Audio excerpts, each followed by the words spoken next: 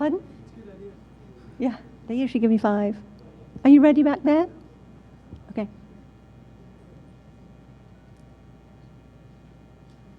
Does that mean he's ready? Oh, okay. Thank you. Thank you, everybody, for waiting. I'm sorry about the technical difficulties, but we want it to be perfect so you can see everything.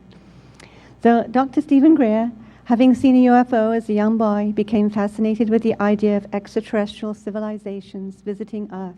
As a man, he realized the implications of visitors coming from other star systems and the toll of secrecy around this issue on our democracy.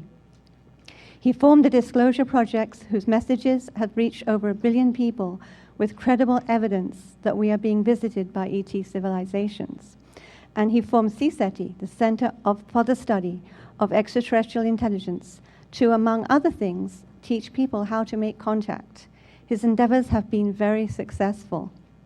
Today, he will share with you the framework for making contact and some of the linear and consciousness techniques that the Secrecy teams around the world have used so effectively. Let's give a big warm welcome to Dr. Stephen Greer. Thank you very much. Okay, well, we got started late, but we're getting started. Welcome, and I'm glad you're here.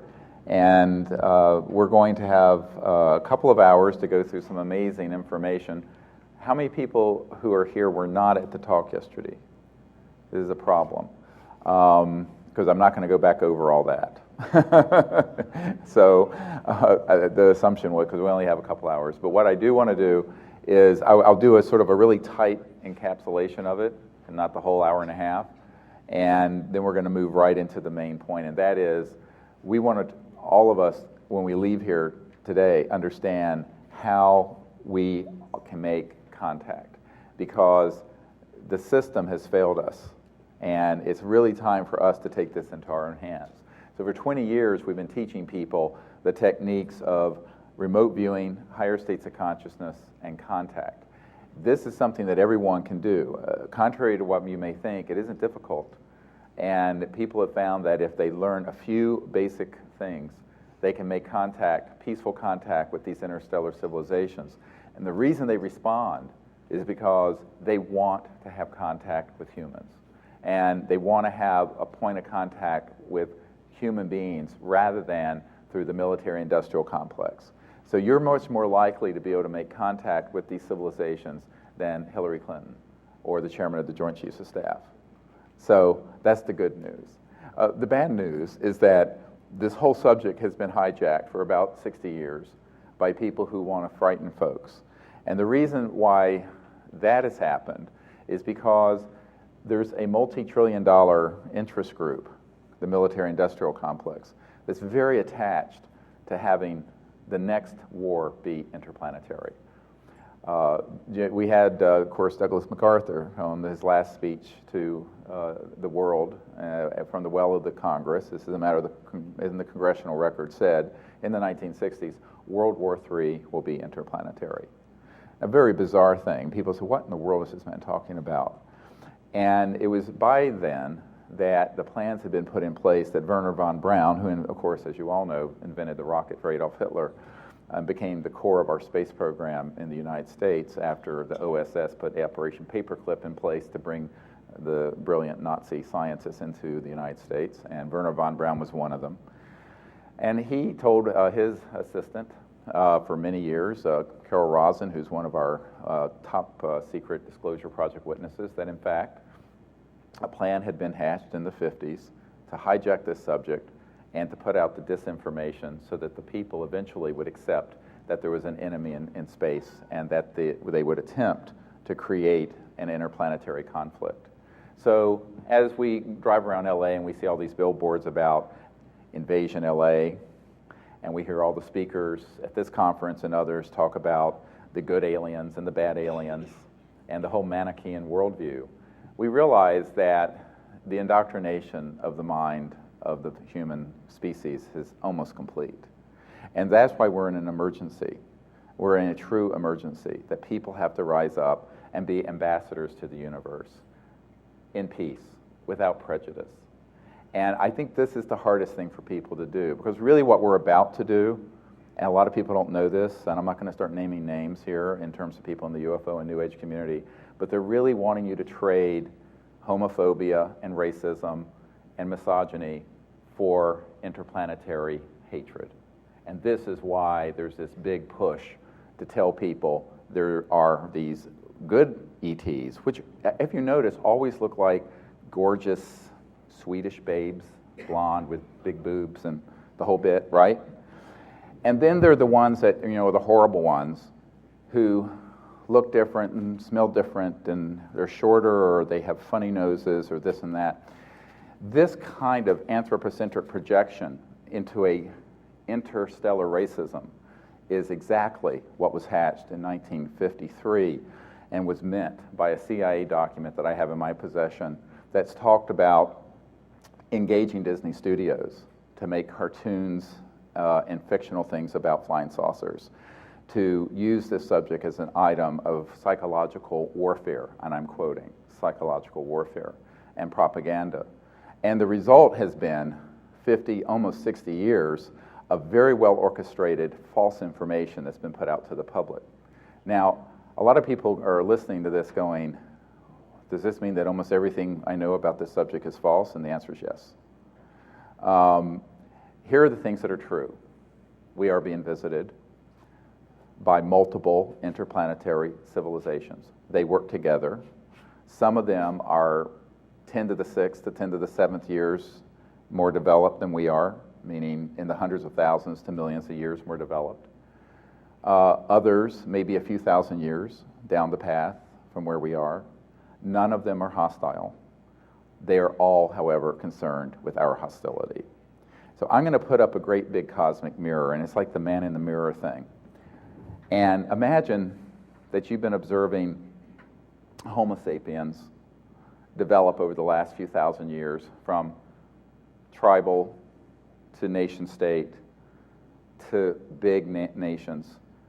And you've seen conflict go from clubs and spears to thermonuclear weapons.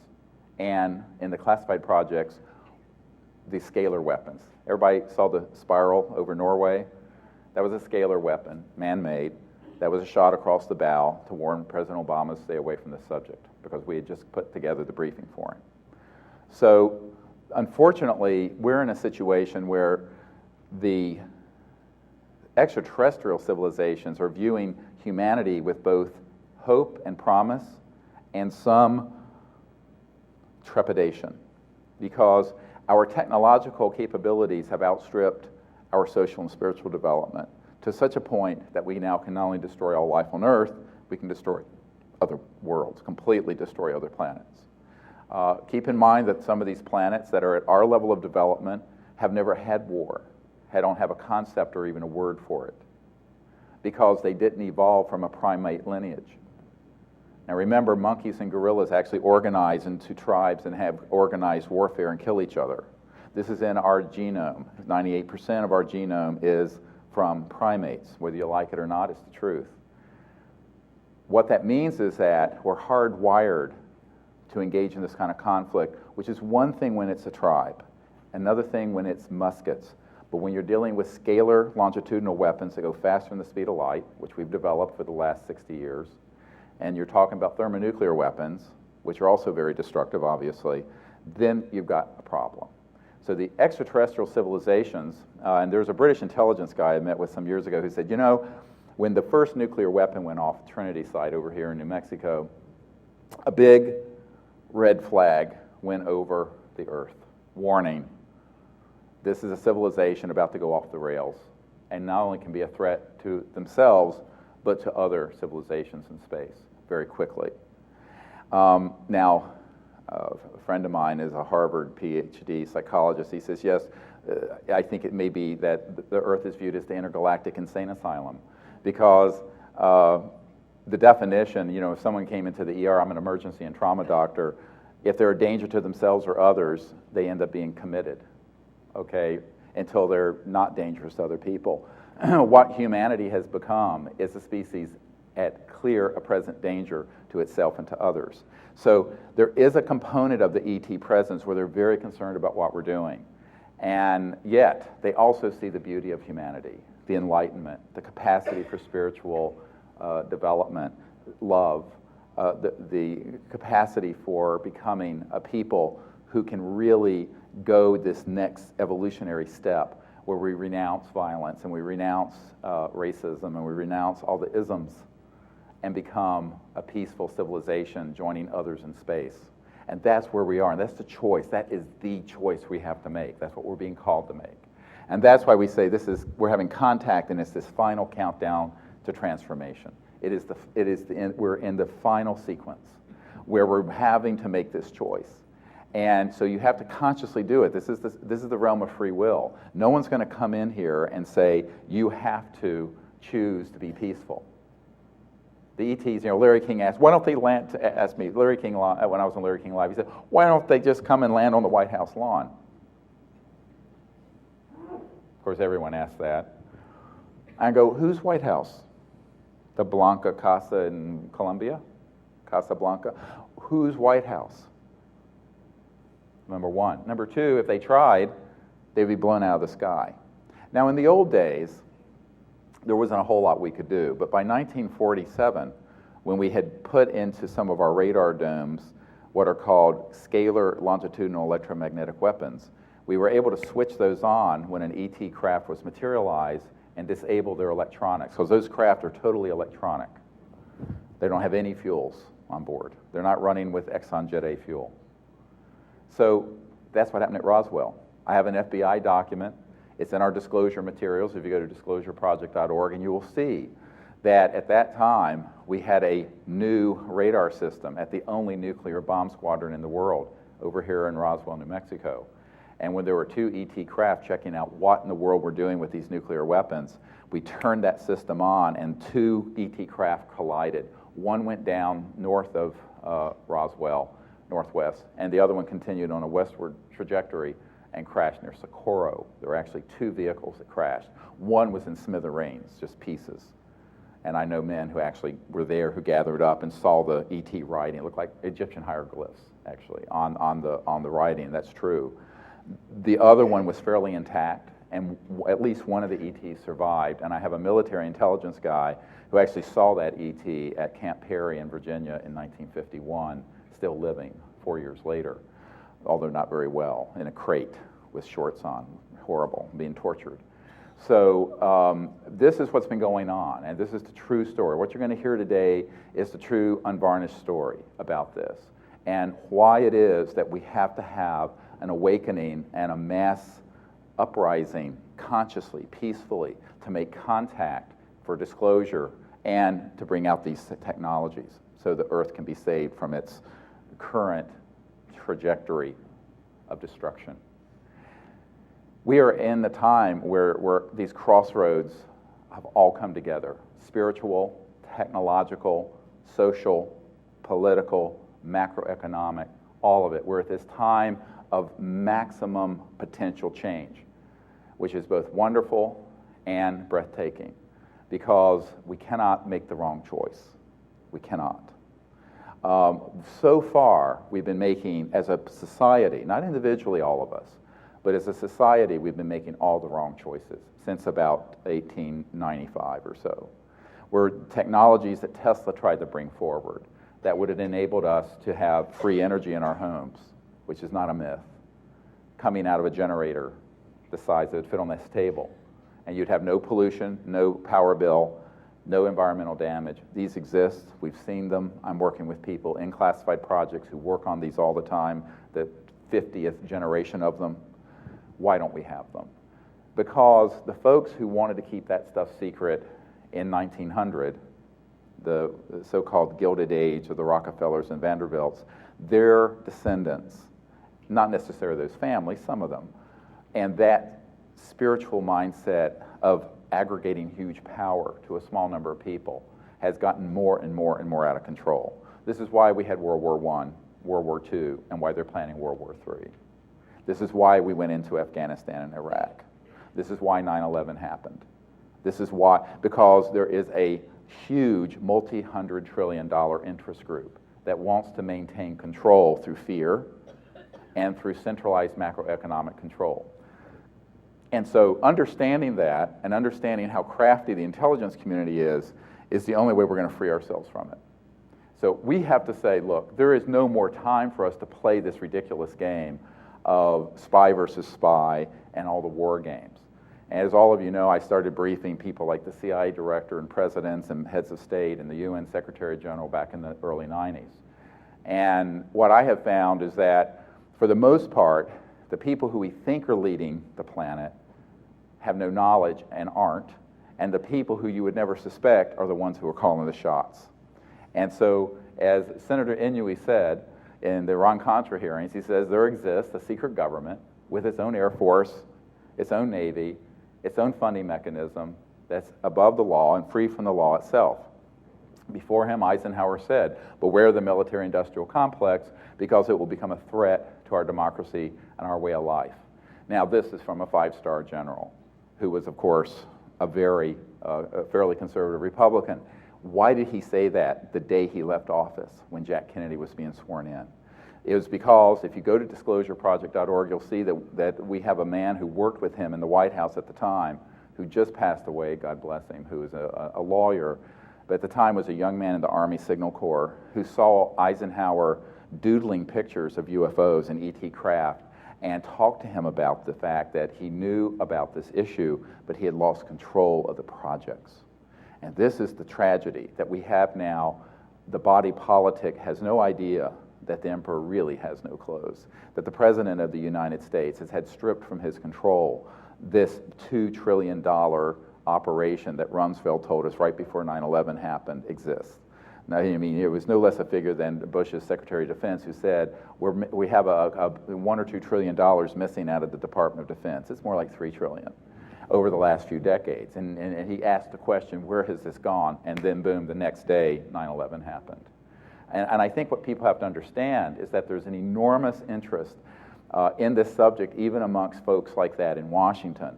But not all of them control what's going on. And the control and command structure has gone off the rails. Basically, in 1956, if you want a short history of the United States, and we're going to have a lot to cover, but I want to get this out of the way. The Rockefeller Commission reorganized the Department of Defense and the CIA into a Byzantine and labyrinthine entity that prevented the Congress and the oversight committees and the President of the United States have operational control over super secret projects. And they wanted to protect this sort of crown jewel of secrecy, dealing with UFOs and ETs.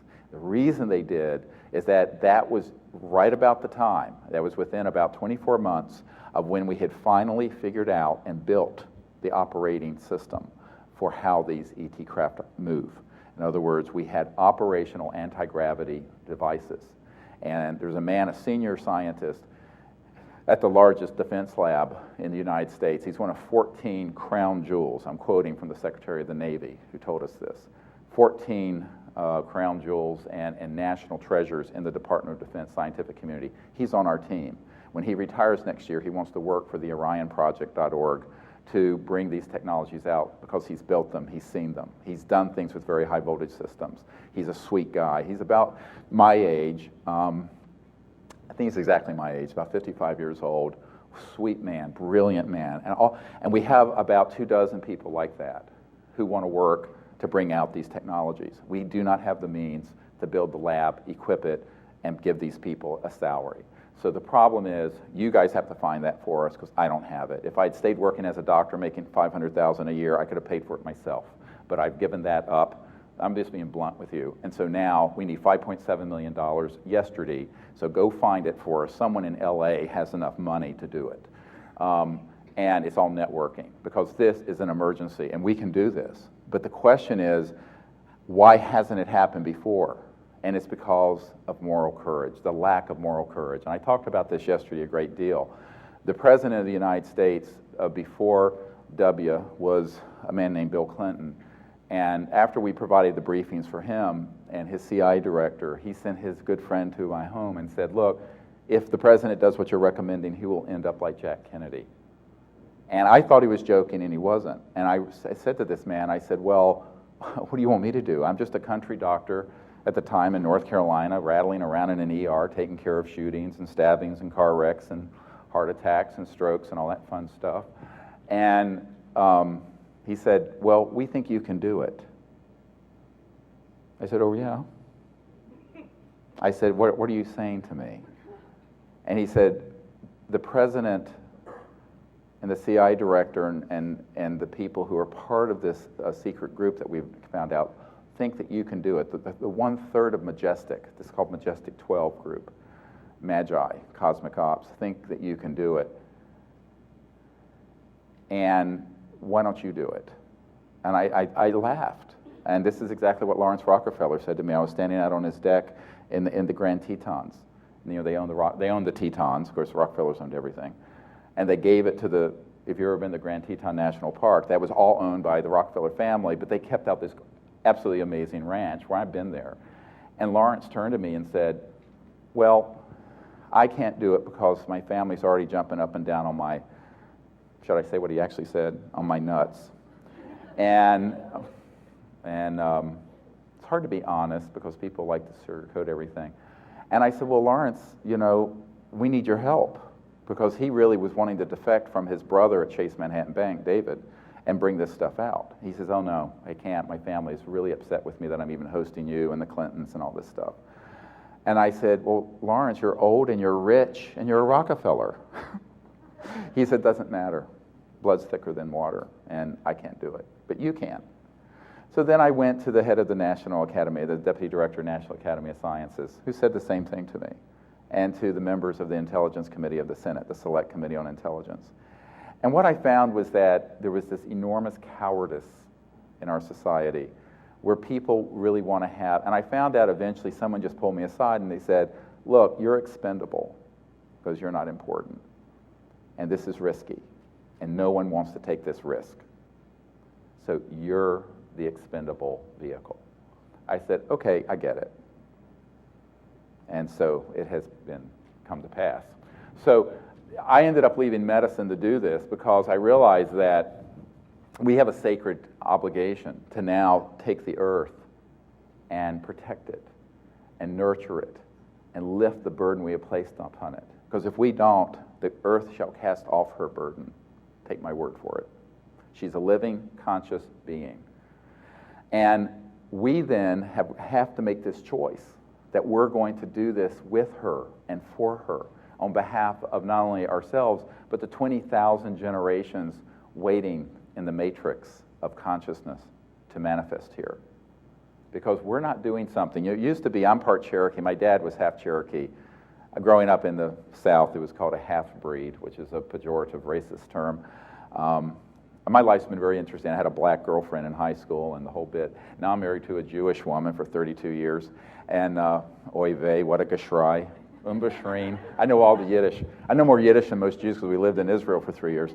But what ended up happening was that the tradition of everything having to be looked at was 7 generations into the future, which was the Native American concept. In some traditions, it was 20 generations. Actually, for all of us living here today, it's 20,000 generations. And let me explain why. We are at this point in this past few decades and the next few decades where we're going to close out a yuga, a large cycle, about 450,000 years. And there's another cycle that's opened. That's the Age of Enlightenment. That's 500,000 years, 5,000 centuries. That's 20,000 generations. But we're at that embryonic tilt point, that embryonic emergence point. And if you know anything about biology, the embryo is a multipotent creature where it will then develop into a full organism. However, injuries to the embryo then are magnified as the embryo becomes a full organism, a full human being. And so we have this precious thing that we have brought into the world, all of us that are here, and that's the consciousness of a new era, a time of universal peace, a time of enormous growth and potential for every human being, where we're going to become enlightened beings traveling amongst the stars, even as those who came here and seeded life on Earth. That is our future. But there are others who have another vision. And these are what I call the eschatologists. At the core of the secrecy, the eschatology, and I'm sorry if my lexicon, it gets a little bit academic. Eschatology, you can look it up, is the study of how the world's going to end. And so you have people who have misinterpreted Scripture, including the New Agers with 2012 and the Mayan calendar. The Mayan calendar, that was a time of celebration because it was the end of one era and the opening of a time of enlightenment. Now, could there be a lot of chaos and change? Yes, there's always change and chaos when one phase becomes another. But it's not the end of the world, it's the end of the old world. This is what Sarah Palin doesn't understand when she thinks, okay, the people who are the 25% of Americans who think the world's 6,000 years old and we rode dinosaurs with saddles on them. You know, there's that museum in Kentucky you can go to. They're bringing all their children there to show them, no, I'm not kidding. You know, this is for real. God help us all. I love the bumper sticker I used to see in Asheville, North Carolina, where I lived, which is a really hip community up in the mountains of North Carolina. It says, "Dear God, please save me from your followers." But ouch. You can see why I can never be a politician. Too blunt, too direct, too honest. Could never be elected anything, and I don't want to be. I will tell you, however, that the people of the world get this. They get that we're in a time of great change and potential. And this is why they just overthrown Mubarak in Egypt. Now, okay, and this is, but what they don't realize is that there's an invisible dictator. There's a committee of invisible dictators that are keeping all of us enslaved. And when I wrote my briefing for President Obama after he got elected, I was asked to put together a briefing on all this. And if you want to go to look at the 6-7 page summary I wrote for the president, it's one of the best summaries of the subject, in my humble opinion, that has ever been created. And it's at our site, disclosureproject.org, along with some of the top secret documents that we've released that we gave the president. And basically in it, I say, look, it's time for a new Emancipation Declaration. The Emancipation Proclamation freed African Americans. However, the world macroeconomically slipped back into a type of slavery, where you now have 200 or 300 corporations and individuals who have more than half of the net worth of the world. You have 4 individuals, the 4 wealthiest ones, whose net worth is greater than 57 of the poorest countries on earth, with billions of people. This is a situation which is simply not sustainable. And what is going to have to change isn't some kind of a socialistic, it's a change of bringing out the truth. Because what happens when you have a device that allows you to have free energy for your home and vehicle, and every village in Africa, and every village in India, and every village in Indonesia, and every village in California has their own energy source, pulling it from the fabric of the expansion of space-time, the so-called zero-point energy field, which is huge. And you can run your car and your house on this. You never have a utility bill. Manufacturing becomes almost free because the energy factor with that, 100% of all the rubbish that's created can be recycled at zero energy cost. The footprint of humanity, even if we had 15 billion people on the planet, would be fairly nominal because there'd be 100% resource recirculation and recycling. Why? Because right now we can't do it because it's too prohibitively expensive because of the energy component. That's it. Archibald MacLeish and Buckminster Fuller said this in the 70s. We already back then had the means to recycle everything, so there was no pollution going out of any manufacturing or anything except the energy coming from smokestacks to generate electricity for this room is from a coal-fired power plant or a nuclear power plant or an oil-fired or gas. Very expensive. And so if you have to use a lot of energy to do this, then it's very difficult. What about all the nuclear waste? There's a man that we've worked with, Ken Shoulders, who has something called charge cluster arrays, where it actually can take nuclear material, radioactive, low level he's done experiments with, and turn it into inert substances through basically a type of transmutation with very high voltage charge clusters, electromagnetic clusters. The Department of Energy under Bill Richardson was going to fund the next step of that research.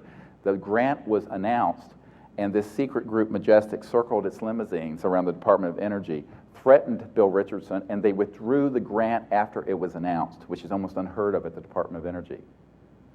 The OrionProject.org has not been able to get anything from the ARPA-E program from the Department of Energy, and they're wanting to put hundreds of billions of dollars out there on alternative energy, none of which is going to be enough.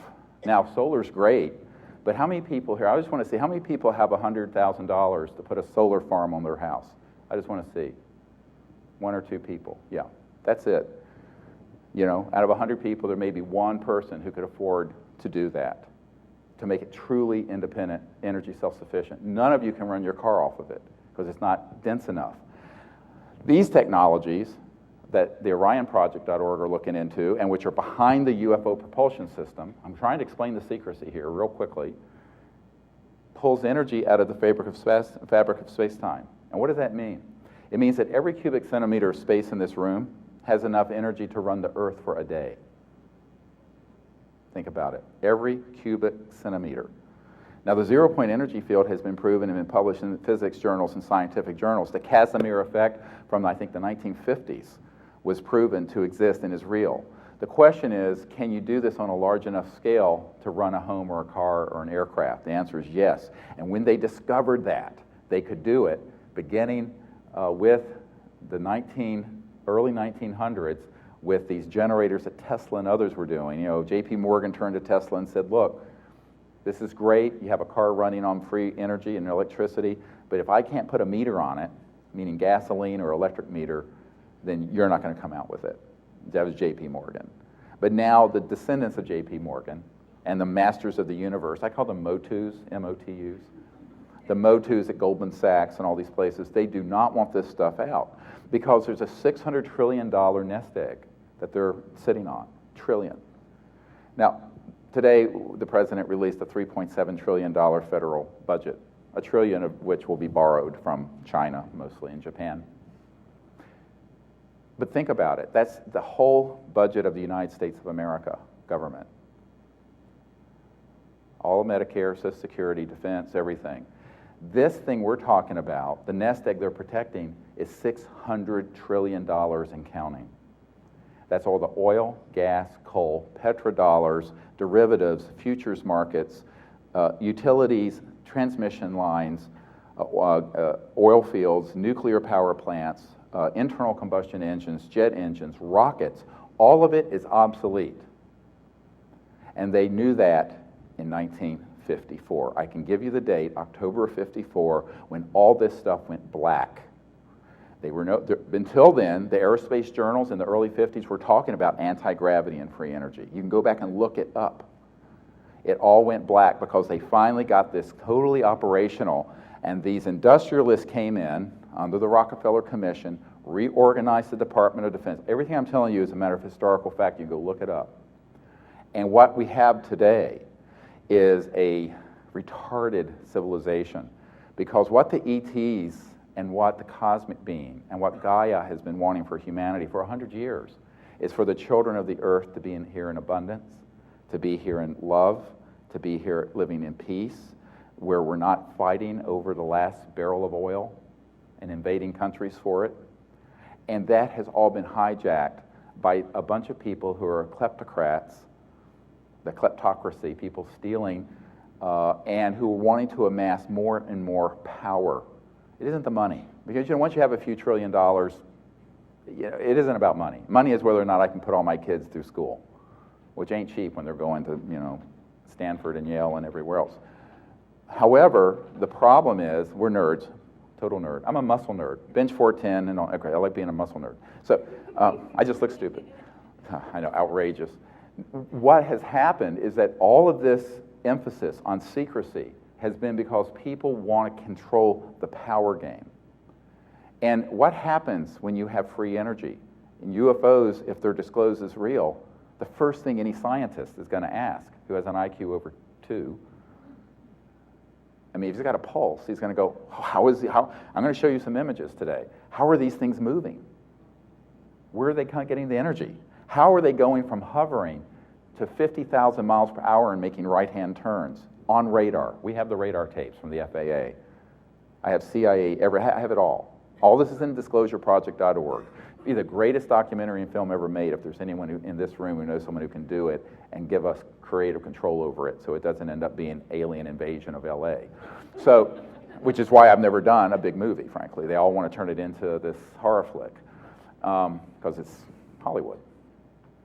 Now, one of the problems, of course, when you look at this is that means that there's a very powerful special interest group that has several hundred times the financial clout and power than the entirety of the United States government, including the President of the United States. And they're the ones calling the shots to the classified programs at the NSA and CIA and Department of Defense that are highly compartmentalized. And let me explain how this works. Now, I'm going to cover this very quickly because we don't have time. We're going to go through a lot of stuff. What I really want to get to is how you guys can go home and make contact with these extraterrestrial beings and say to Washington and to the CIA, screw you. I'm a diplomat from Earth to these people, and there's nothing you can do about it, honey. All right? That's it. Which is what I told the head of Army Intelligence in '92 when he offered me $2 billion if I would cooperate with his program. Billion. Witnesses to that, by the way. I said, no thanks. I don't care about money. I don't care about power. I don't care about fame. I care about the truth and transformation of the planet. That's it. You know, I died when I was 17. I don't know how many of you know this story. And, you know, I was raised a very, very devout atheist. And they were very, you know, orthodox atheists. And, you know, if it didn't fit in a test tube, it didn't exist. My uncle built the lunar module that put the first man on the moon. You know, that funny looking thing? That was my uncle's gig at Grumman that became Northrop Grumman. I knew about this stuff as a little kid. Saw an ET craft when I was 8. But when I was 17, I got very sick and died and had an experience with unity consciousness and God consciousness and with the divine being. And that's when I realized that you don't have to be afraid of anything because there is no death. And your life and your soul is eternal. And the conscious mind, whereby we're all awake, is eternally present. And we are omnipresent beings all the time. And once you understand that and experience it, not just intellectually, but experience it, no one can take that from you. And therefore, the threats and the things that have happened to me, while from a human point of view and linear point of view have been painful, none of it has deterred me. And that's why I can say no to threats of death and why I can say no to inducements for huge amounts of money and power, is that none of that is important if you know anything about spirituality. And the spiritual warrior, I mean, I'm kind of from a warrior tradition, you know, the Shambhala warrior. The spirit warriors are what we need today. It's one thing to sit in a cave and be passive and be enlightened. It's another thing to gain that level of knowledge and enlightenment and engage the world and make it and change it. You have to learn to do both. We cannot let our enlightened people any longer stay in caves. This is what I said to the Dalai Lama. So I said, you know, it's time to bring... I'm so blunt, terrible, outrageous, shocking. I mean, I just, here it is. All right. So it's time that we all come forward and together in enlightenment do that. So one of the things I found is that when you look at the people who are in Washington and large corporations, very wealthy people, they're all going, how can I get ahead doing this? That's the only question they ask. Raw ambition. That's what Bill Clinton asked, and that's why he took a pass. And then when he left the presidency, he became good friends with Papa Bush, who's a member of this Majestic committee, along with Dick Cheney and Admiral Bobby Ray Inman, who had been head of the National Security Agency and deputy director of the CIA. I know a lot of these guys on this committee, and I've met with quite a few of them. And what you find is that everyone wants to be the next big monkey, okay? And so they'll sell their grandmother under a bus in order to get part of that action. And that's what happens. And so you have to be fiercely pure-hearted to turn away from the threats and the money and the inducements to do the right thing. And this is what we're lacking. And I talked about this yesterday a great deal, moral courage.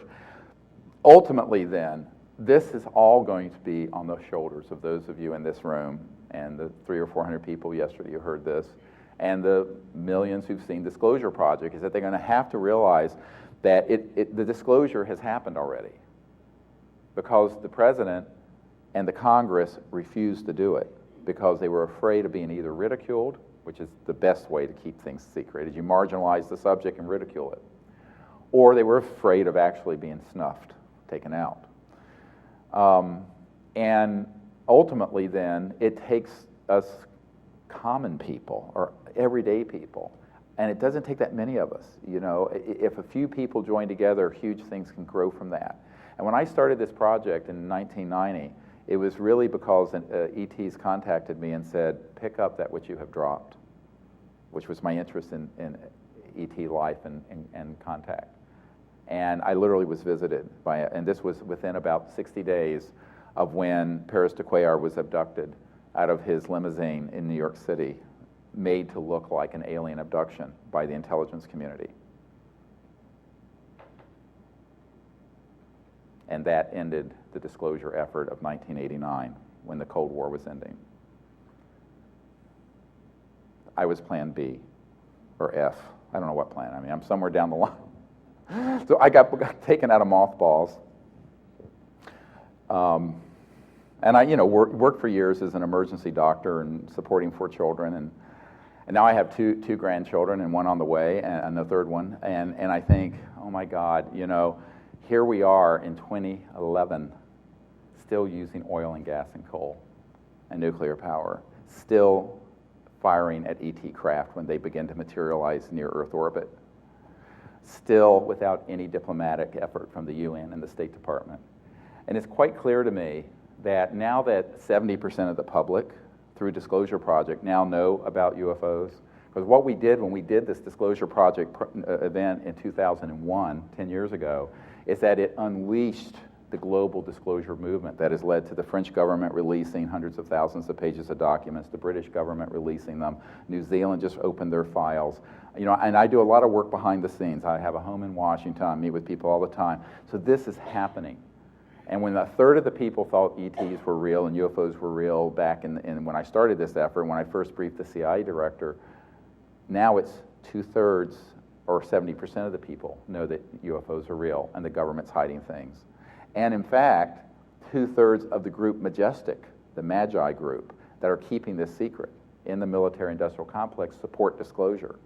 But the other third will eat their own.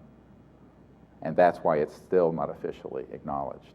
But we're making progress, believe me. We've gone from 1/3 to 2/3 of the secret organizing entities in support of disclosure. Now, you say, well, isn't that the majority? I say, yeah, but this isn't a democracy in this group.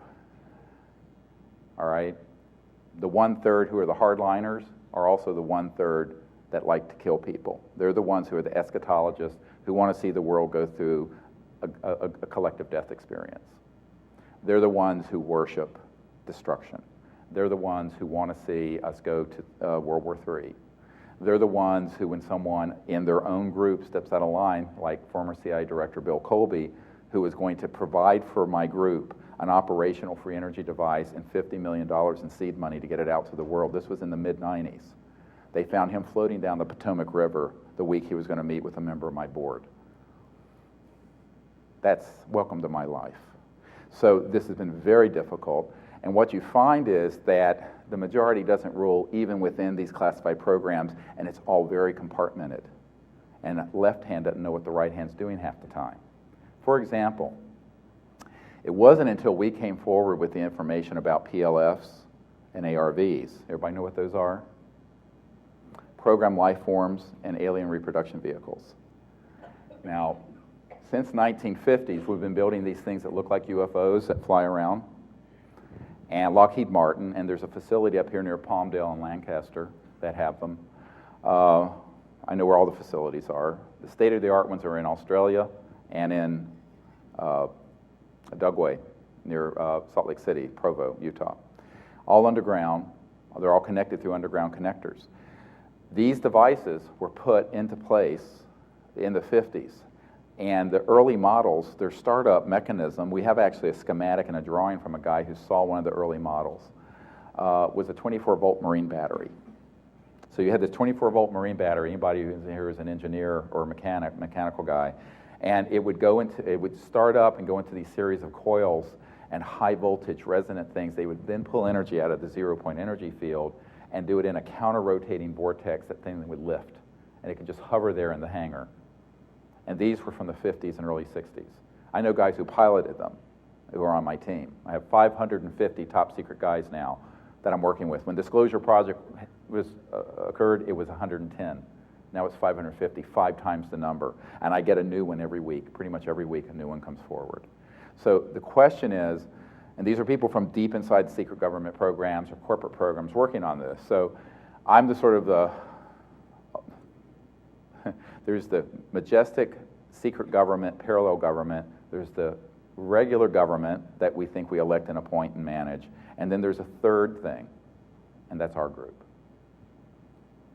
And it's become a formidable force. The guys at the agency are very afraid of us because I've got all this information. Something happens to me, it all hits the internet. Stuff that doesn't need to come out yet. So, because it's keeping me alive. You don't play all your cards at once. You know, this is playing chess in 38 dimensions. All right? It is, honest to God. So what we've decided is that this information has to be supported by the public, and then we found it was. And not only by the public, but by other governments. But the crown jewel of the secrecy, though, is the United States. Because the United States Department of Defense has about $1 trillion budget. They acknowledge about $700 billion. Then you've got Homeland Security, CIA, NSA, other entities. It's around $1 trillion a year of our tax money. But what they don't realize is that within that trillion, there's about $200 billion a year going into so-called black projects. And this is what Rumsfeld was talking about. And over the years, it's been trillions of dollars. It's just missing. So one of the problems is that if you have an entity that can make off with hundreds of billions of dollars a year, and then also has become self-funding through the drug trade, all right, this is true. They don't like me talking about this. At Pahut Mesa, there's $40 billion in various currencies in a vault at Nellis Air Force Base from the drug trade. $40 billion sitting there in cash. I have guys who've seen this on my team. So what you find is that there's an enormous amount of funding that goes into these things, and it's very, very dark. And those guys are the hardliners. And when you get into this world of what are called unacknowledged special access projects, let me explain how they work. An unacknowledged a special access project just means it's top secret clearance and it's a compartment. An unacknowledged one works like this. Let's say this man is a 4-star general, and I'm a colonel. And so he's technically my commander-in-chief. And I'm in an unacknowledged special access project. Now, I have been told that if I tell anyone who's not in that project about its very existence, that there's a bullet with my name on it. Absolutely. Now, I have many guys on my team who've been in these projects, and they're for real. This is not a conspiracy theory. If the 4-star general calls me in because he's gotten whiff of this, I am to turn to my commander, my senior, and say, sir, no such project exists. That's exactly what happens when the president and some of the people at the Pentagon that I have briefed ask about these issues. So there has been a complete decapitation of the chain of command in the United States. And so this sort of silent coup d'etat that happened in the mid-50s is what we're living through now. And this is why the president doesn't want to talk about this. No president wants to admit that they're the emperor has no clothes. No president wants to admit that they're head of a government that has been completely emasculated and neutralized for 50-some years. And that's the situation today. I had a G7 country that we hosted last year in Washington, G7 being the top 7 industrialized powers in the world. And this country wrote a letter to me as the director of Disclosure Project in CSETI, Center for the Study of Extraterrestrial Intelligence. This letter is the most important UFO document from any government in the history of the world. And here's an irony, I can't release it. because I would burn my bridges to this country. But this country wants to do contact with us. And so we have actually traveled to this country and are teaching their top people, their scientists, and their political leaders how to make peaceful contact. But this is an astonishing announcement I'm making, actually. And so when you see this happening, you know that it's reached critical mass. It's the Rupert Sheldrake concept of morphogenic fields. The consciousness has happened because you have a major G7 country saying, and it's beautiful, the wording in this letter says, we want to go on a long-term journey with you into space, making contact with these interstellar visitors. It's beautiful. This from the senior-most levels of a Ministry of Defense of a major G7 country. Beautiful. This all in the just last 3 years or so. Now, what you find is that these sort of friendlies to disclosure and contact are intimidated by the hostile ones that are in these unacknowledged projects, who don't mind killing people. And so they're waiting for leadership from the United States political establishment. But then now you're going to see a catch-22 here. But then the United States political establishment, the president, the CIA director, Leon Panetta, I put together this briefing, gave it to him as well, the head of the Intelligence Committee for the Congress. These sort of people, once they find out about the reality of this, they think, well, what can I do about it if I don't control them?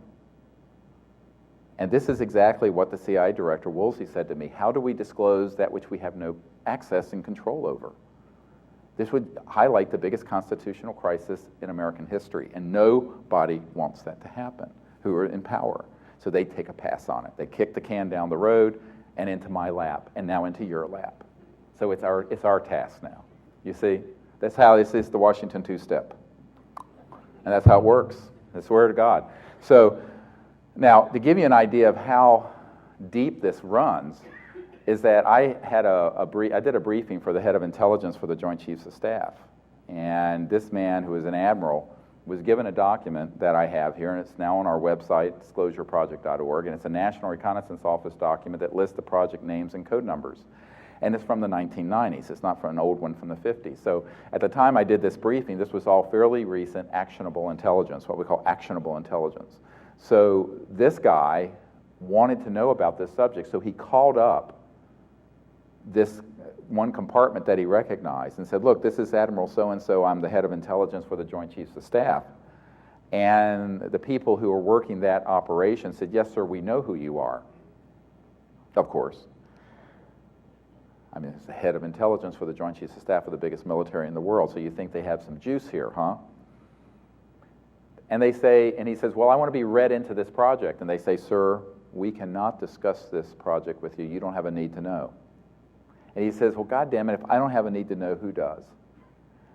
And basically, they said, sir, we cannot and will not discuss this with you further. Click, and they broke the line and blocked him. So by the time I came, I gave all this information to him before I did this stand-up briefing at the Pentagon, where I brought astronaut Edgar Mitchell, who was the sixth man to walk on the moon, and all that. And basically, what happened is that he said, well, I don't know what I'm going to do, but I don't have access, and I'm being blocked, even though I'm the head of intelligence, Joint Chiefs of Staff. He says, who else has had this happen? I said, well, the President and the Secretary of Defense, Cohen, and the CIA Director, and the Senate Intelligence Committee members I've met with, and the head of the Defense Intelligence Agency, which is the biggest intelligence gathering entity in the Pentagon. It's almost as large as the CIA, the DIA. He says, are all of them being blocked access? I said, yes, because the ones that are in those positions right now are people who are in favor of disclosure, and they're not going to tell you. He says, well, who is in this? I said, you have to be willing to take a blood oath to the secrecy and to World War III and interplanetary war, and none of you guys want that, do you? He says, oh, no. I said, that's where we're headed. What are you going to do about it? He says, what can I do? The best thing I have is a B-2 stealth bomber. And these guys have their own Air Force and Space Force of anti-gravity things that people see launching out of here. If you go up to the high desert, you'll see them come out of Edwards at 3 or 4 in the morning. So the question becomes, who's zooming who here?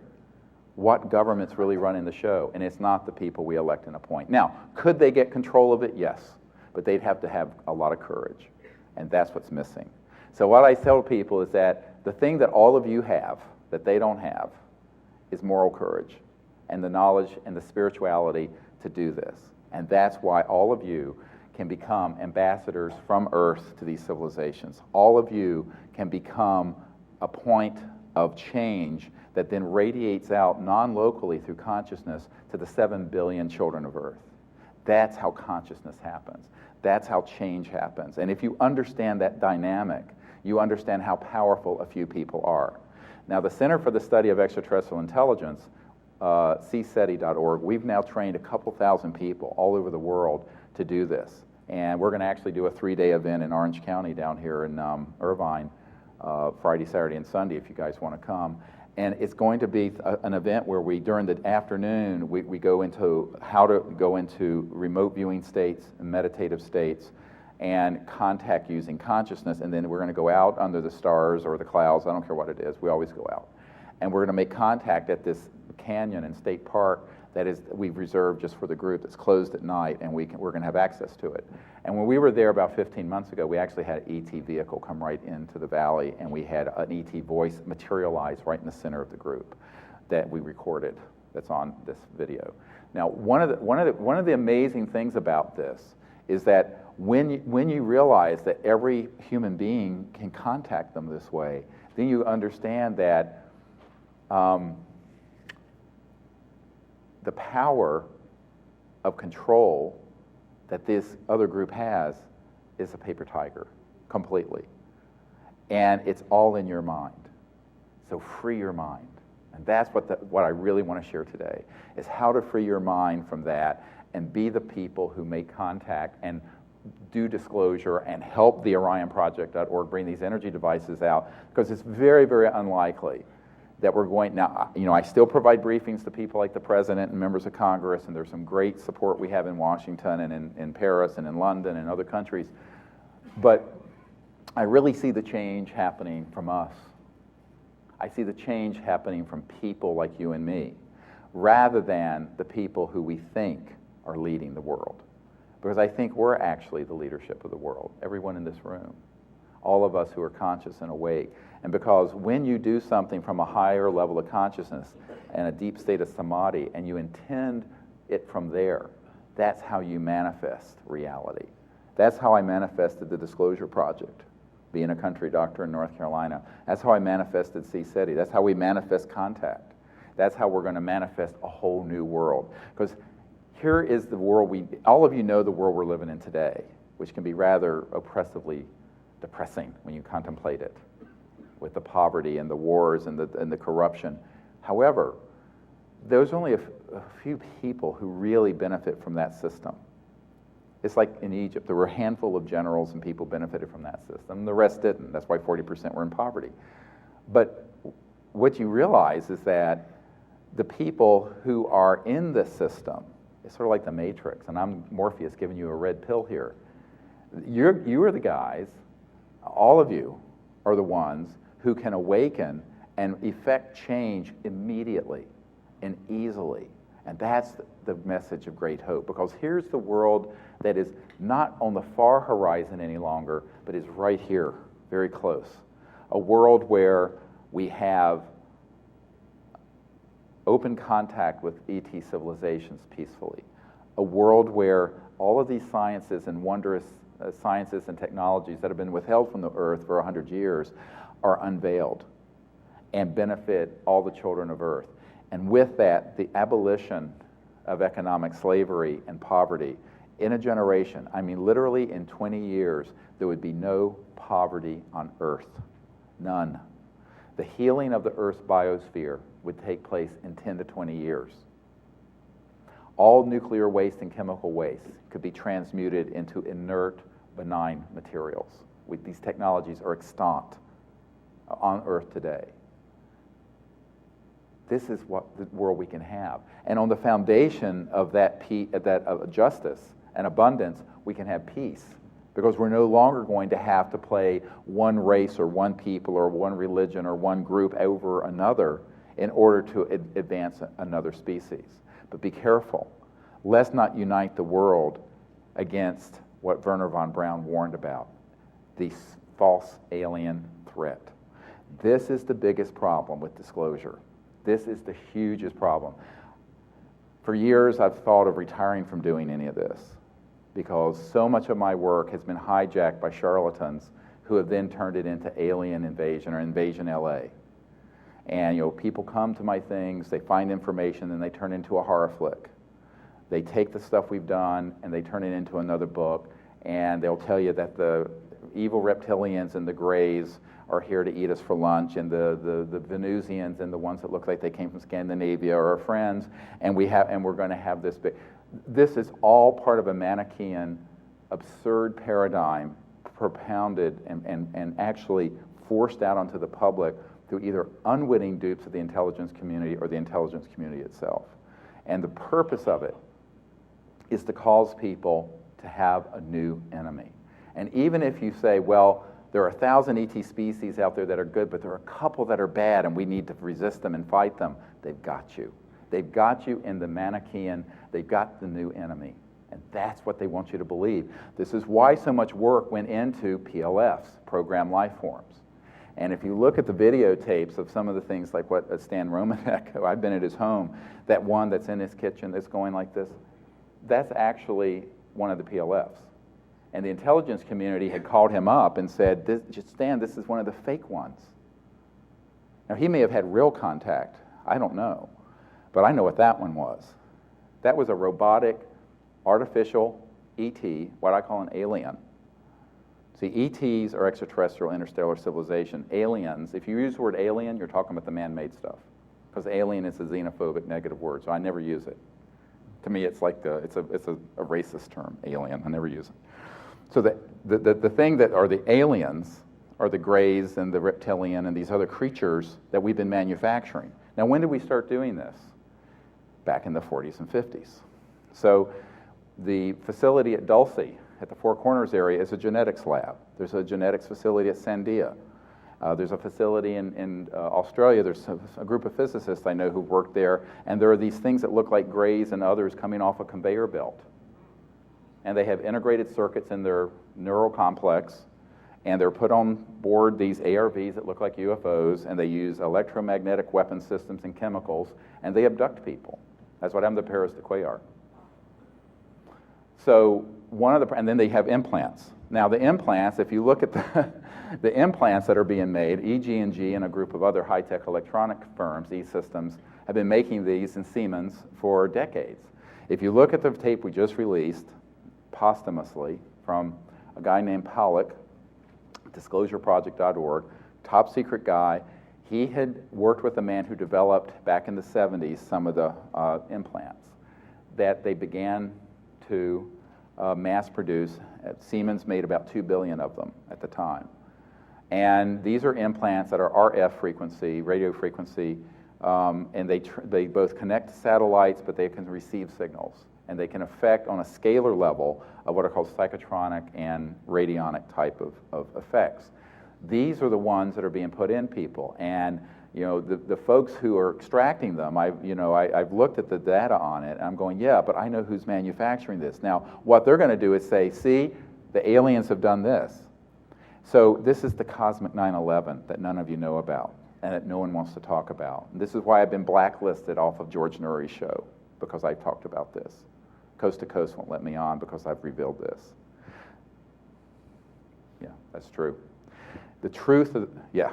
So, look, I don't care. I'm going to tell you the truth whether it gives you pleasure or not, because you need to know the truth of who's playing with your mind and why this information has been stopped.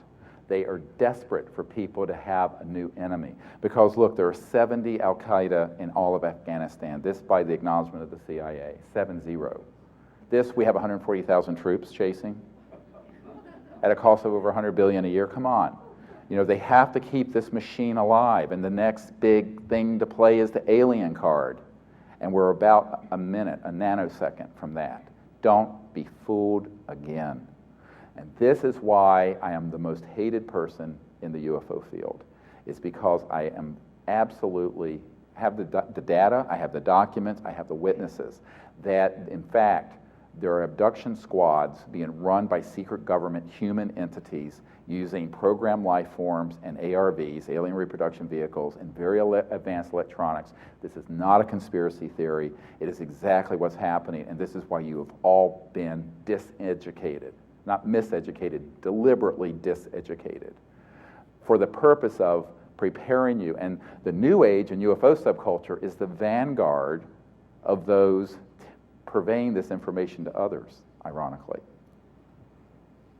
So you have all become the carrier vehicles, not all of you, many of you have become the carrier vehicles for launching interplanetary war. What great news. I told you yesterday, some people aren't going to like what I have to tell you.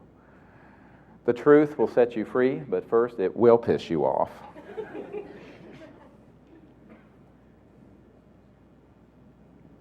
Now, I want to go into what we're really here for, and that is how we've made contact and how you can make contact.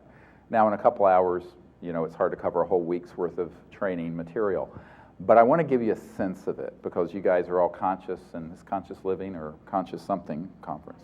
What is it? Conscious some, yeah, life. Sorry.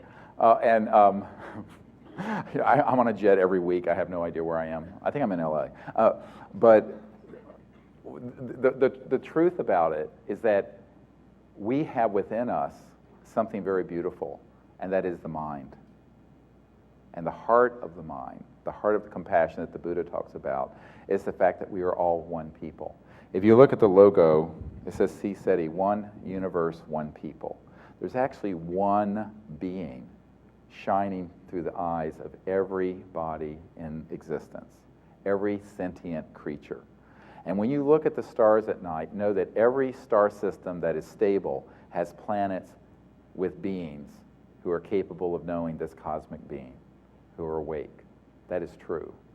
The universe is peopled. I use the word people not in a human sense, but in the sense of intelligent, conscious life. And interestingly, if you understand morphogenic fields, and they have a head, 2 arms, and 2 legs, but they come in all sizes, from a foot or 2 high. I have I was called in on a case where there was one species that's about 18 inches high, and we have I held the body of the baby in my hands. Y'all know about this? Oh, well, he was dead, but had his head crushed in. We're not sure who killed it. But anyway, an institute I know has this creature, has this being, and Dr. Bravo, who's on our board, and myself were called in because we're doctors, and I'm at a disclosure project to investigate it and look into it. And the institute that has this doesn't know what to do with it, and I'm trying to have them disclose it, but it's tied up in a lot of political problems in another country. But what I'll say is that all these beings, they can be in various sizes. They may be 18 feet tall, or they may be 1.5 feet tall, 18 inches tall. It doesn't matter. But they have a head, 2 arms, 2 legs. Their internal organs may be different. I mean, I've seen various types of internal organs. It's one particular being that I've actually personally held, and I have great photographs of.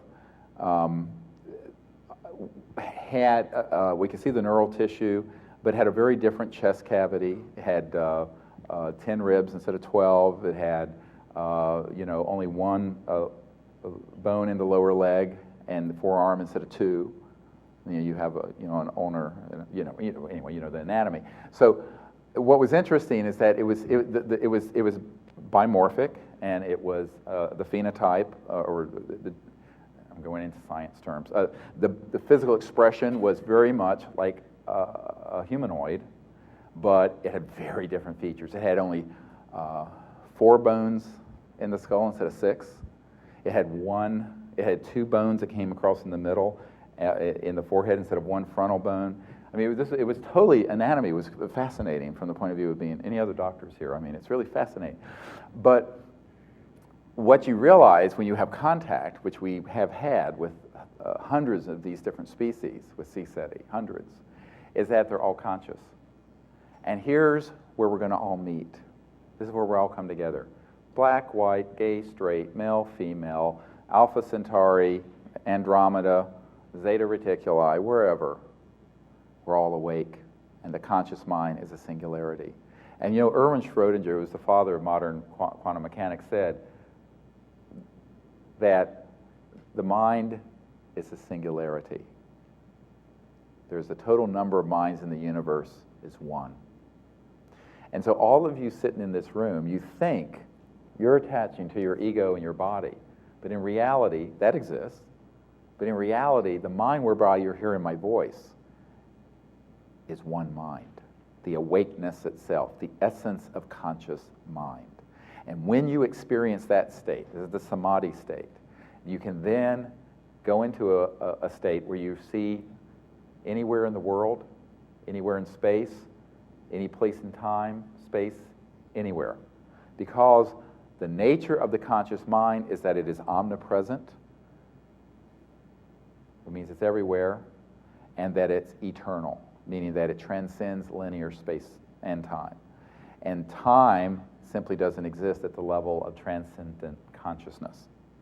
So what we're going to go through this afternoon is sort of a discovery of what we really are, who we really are, because we are actually all one being. There's a wonderful Sufi saying, thinkest thyself a puny form when the universe is folded within thee? That literally the entirety of all that exists in creation is folded within every single person. We are all sort of a cosmic hologram of the unbounded. And the entry point to accessing all of that is the conscious mind itself, the awake mind, but not the monkey mind, thinking about lunch and dinner and I have to pee, or whatever. It's okay, it's the, it's the level of consciousness that is beyond thought, beyond time, beyond space, and it is pure peace. And that's the transcendent state, that's the meditative state. And that's why the Vedas are very important, because the mantras that came from the ancient Vedic tradition, which is what we teach, are actually the sound component of pure thoughts that enliven the mind and allow the mind to go into unbounded silent awareness. And that is exactly what we do. We actually do this as a team. That's what we're going to do in Orange County. We're going to spend a whole week in Marco Island, Florida, those of you who can come next month. And every afternoon we go through this and we do a puja, a Vedic ceremony, and I teach a meditation approach. And then I teach people how to then go into that state and then remote view space, or remote view underground, or remote view another star system, and then connect to the extraterrestrial communication systems. Now, this is very important that you understand. Everything that goes faster than the speed of light, which is ET, not coming out of Lockheed Martin, but everything that goes faster than the speed of light interfaces with a realm that the mystics called the astral and etheric. So when you have a lucid dream and you're flying, how many people have had a flying dream at some point, or a dream where you've seen something in the future? How many people have had a precognitive dream? So you're all very conscious. What that is actually your body of light, which is able to move in another dimension, which is the astral etheric. And beyond that, the celestial. And beyond that, the tonality. And beyond that, pure, unbounded, infinite mind. And these are all folded within us.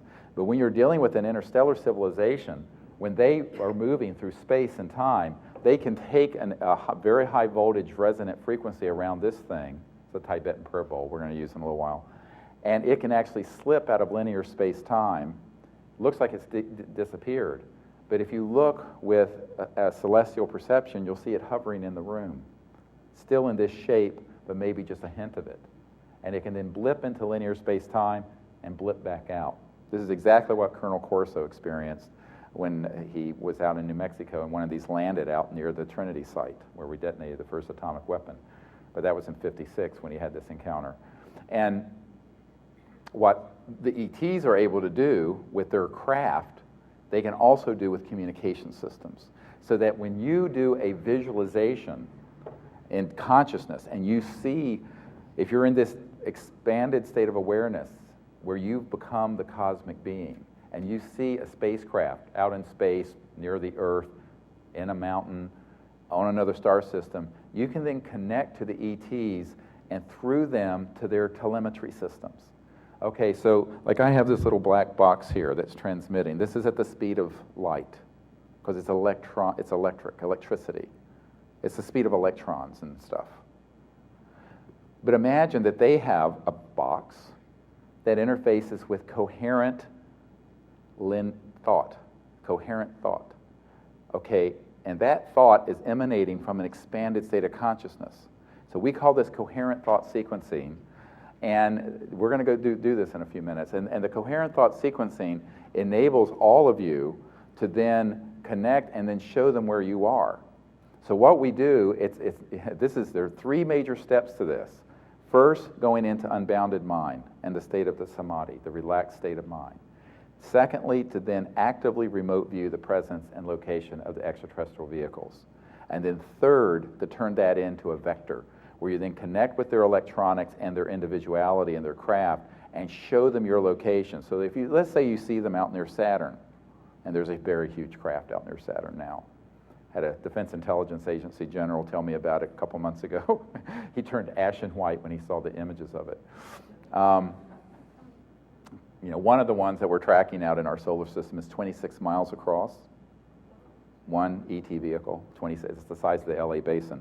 Anyway, so believe me, if they were hostile, it would have been all over the time believe me. Before the monkeys started developing thousands of nuclear weapons, it would have been point, set, match, over. Forget about the invasion stuff. Okay, the invasion will come from Lockheed Martin masquerading as ETs. This is the cosmic 9/11, the cosmic Gulf of Tonkin that all of you have been programmed for, whether you know it or not. So, free your mind, okay? It's like the En Vogue song, I love it. Now, what you have to realize is that this means that you can do this with very low tech. Now, are there electronics that can be developed that do this? Yes. The guy who invented for the CIA in 1956 the electromagnetic remote viewing systems is a guy I knew very well before he died. He offered me those systems. I said, no, I'll do it the Vedic way.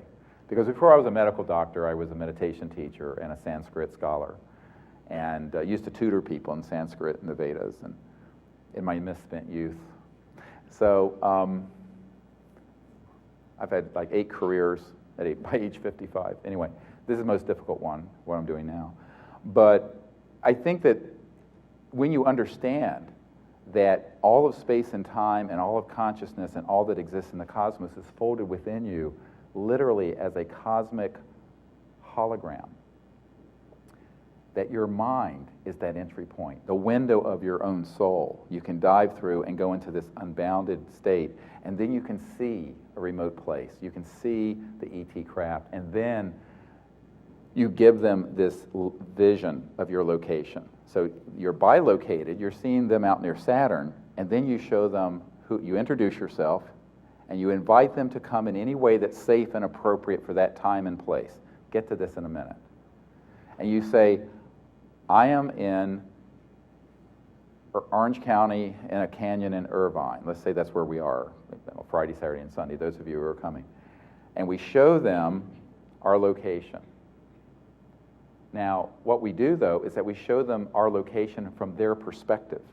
So now that you've remote viewed their location, you're showing them then our solar system, the third planet from the sun, Earth, North America, California, Southern California, Orange County, Irvine, and this park and canyon and lake where we're going to be zap. And you hold that. At the same time, I'm sending up a 500 milliwatt laser that goes 200 miles into space. This thing. Do not play with this near an airport. And at the same time that we're playing these tones that were recorded from an ET vehicle in a crop circle, and that we had also visit us at Mount Shasta a couple years ago, and those tones are playing over radio frequencies that we're sending out. So we've got linear with light and laser and tones, and then we have non-local with consciousness and thought. And all this is going on simultaneously at the site. And here they come. We have never done this and not had ETs come. Never. Now, they don't always come in materialized like a Steven Spielberg movie, because they can't without being killed.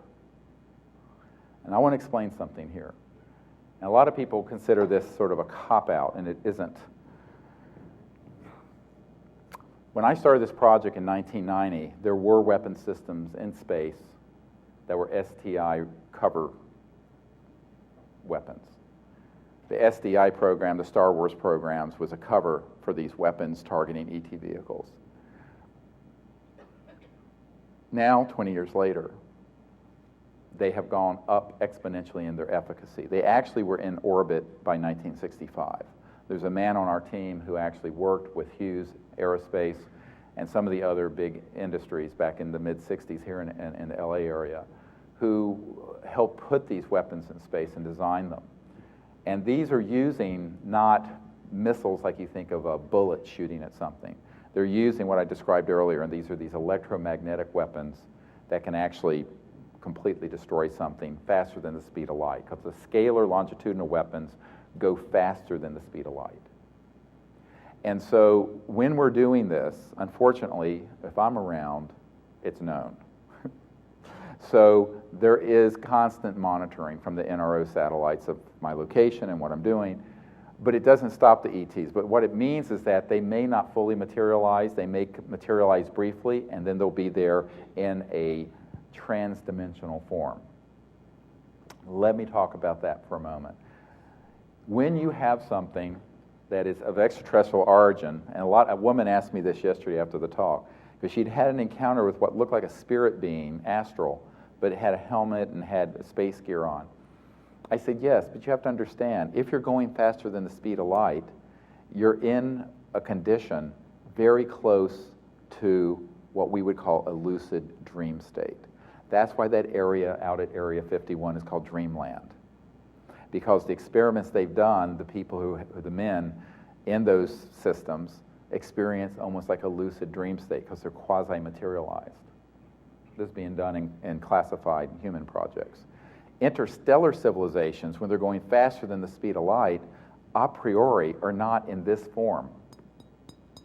Why? Because if you go faster than the speed of light, you cannot be in a accreted, concrete, linear, three-dimensional form. You literally, through very high voltage, resonant frequency systems, this thing slips out of linear space-time and goes into what we would call the near astral, or other dimension. And it travels then at multiples of the speed of light, and then reappears and rematerializes where you are.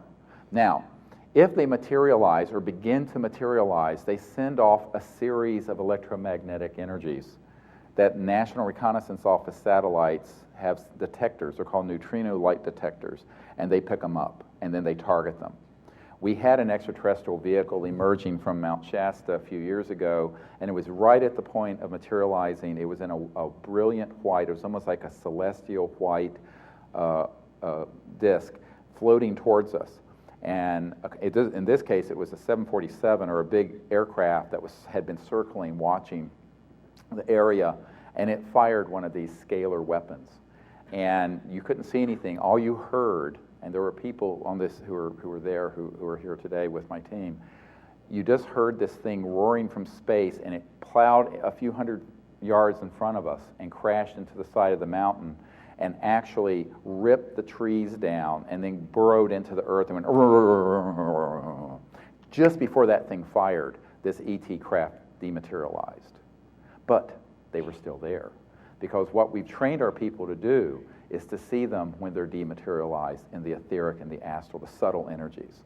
So how many people here have seen like a spirit being or an aura or what have you? If you've done that, you can see the ETs in that form. And if you can see them in that form, then they're going to really want to visit you, because it isn't always safe for them to be in the flesh and blood. Now, have we had them there fully materialized? Yes. Have we had the craft there fully materialized? Yes, you're going to see some images.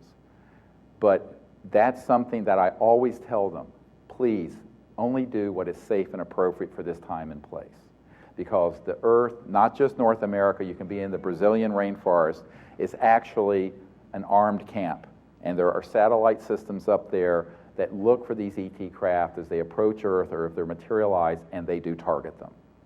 And so we're doing this CE5 initiative, we call it, Close Encounters of the Fifth Kind.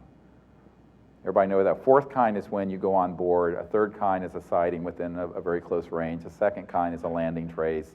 A first kind is a sighting at a greater distance. I coined the term Close Encounters of the Fifth Kind in 1990 to describe what we're doing. And that's when humans deliberately, as ambassadors, invite them to come, and they do. And everything we're going to show you in a moment is a Close Encounter of the Fifth Kind, where we set up the conditions, did the remote viewing, used the electronics that we have, the lasers, and the thought consciousness streaming to invite the ETs to come. But they come in 1,000 different ways. They may only come in a tone. Often when we're ringing this, we'll do this, and then all of a sudden from trans-dimensional space-time around us, they'll begin to ring. And we'll take a photograph, and there'll be something there. So it's a beautiful thing. It's very Vedic. If you understand name and form, how many people know what name and form is in the Vedas? And where the tonality manifests the object, that's how you materialize reality. And actually, the Great Spirit, the divine being, manifests the entire universe first through tonality. Tonality. Sound. And that's how ETs often contact us. Tonality and sound manifesting form. It's beautiful. And that's how they manufacture things. You ever wondered why all the ET craft, not the things made by Lockheed Martin and Northrop, my uncle's whole company, don't have any parts?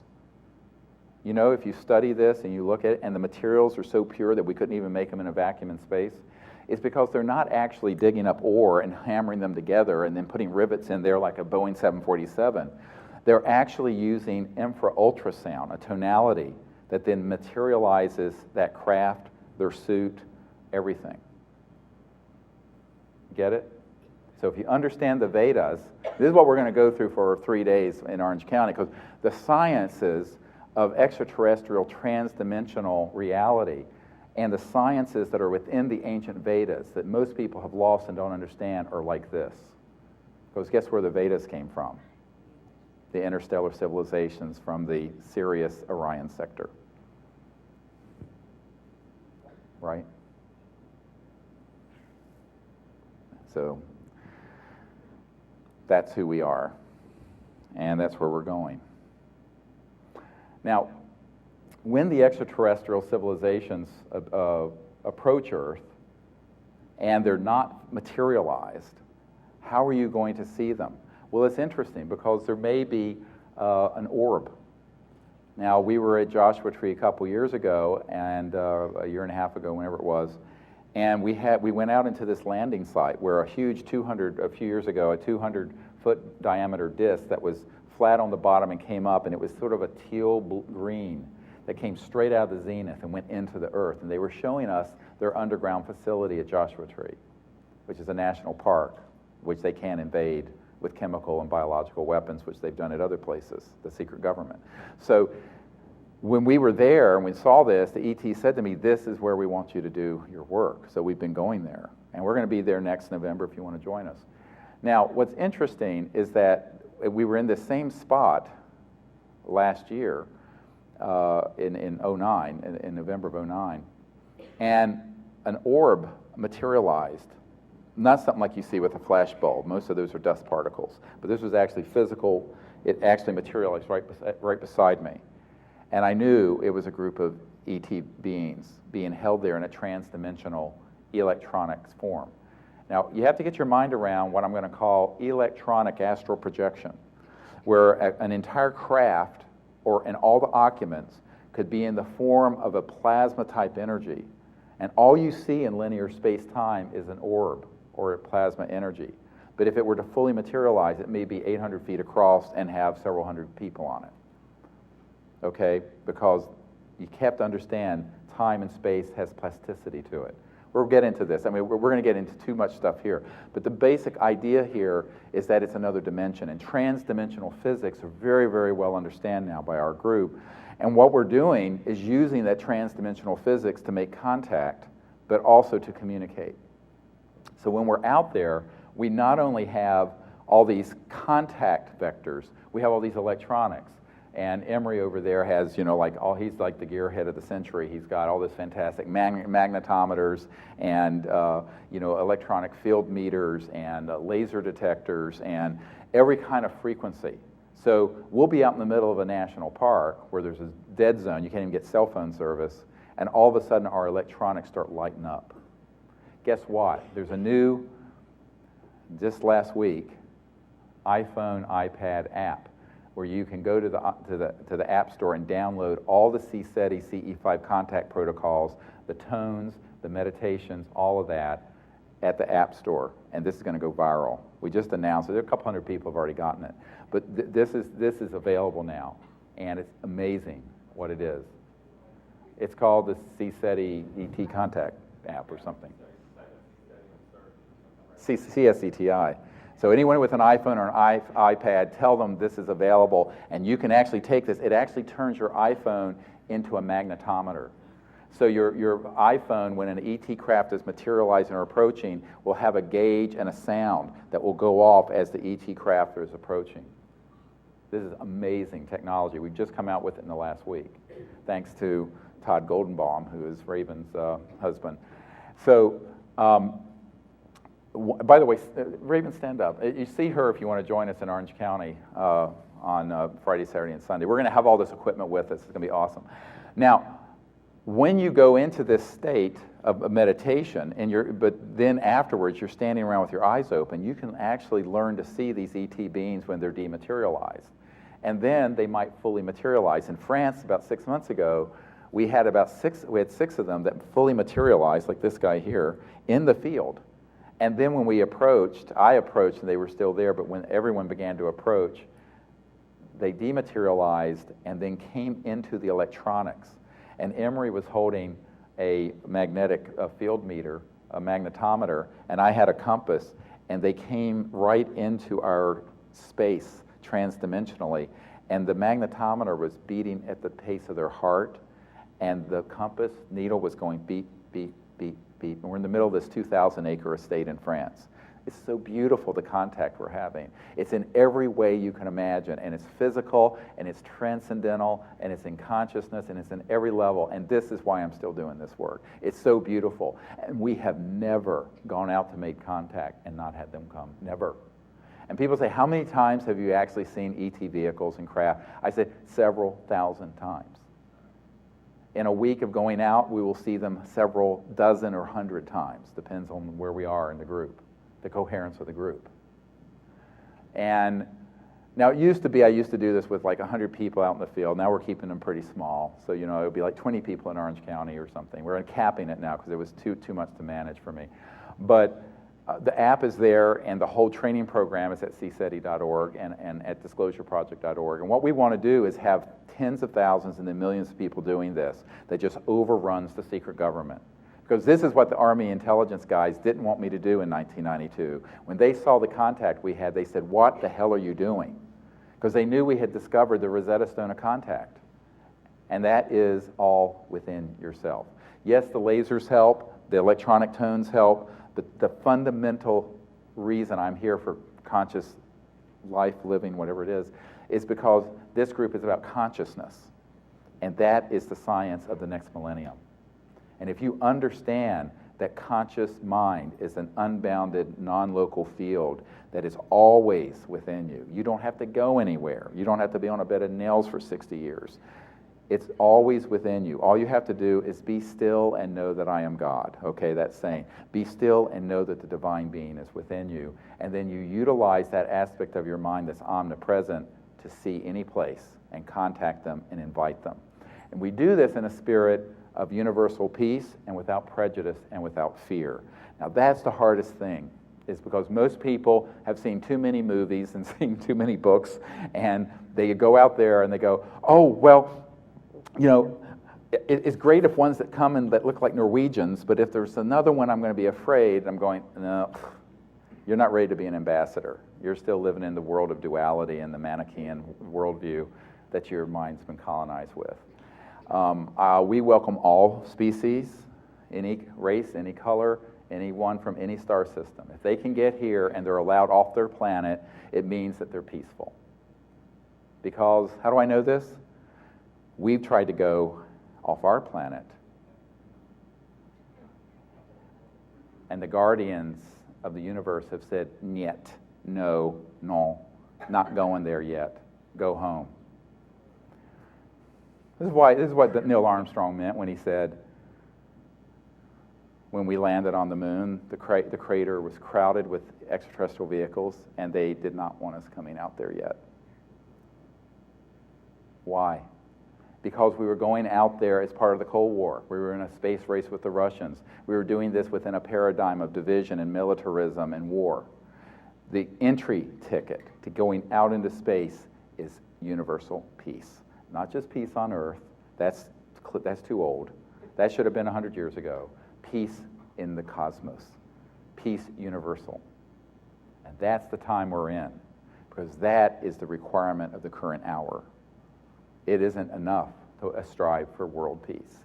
It has to be universal peace.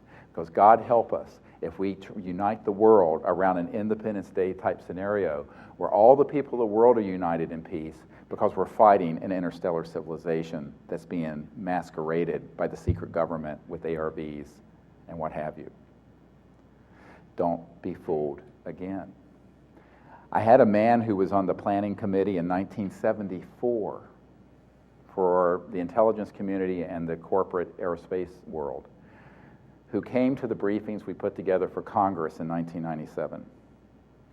This man had sat on the committee where they had put together everything needed so that they could hoax an invasion of Earth, 100% controlled by humans, made 100% to look like alien.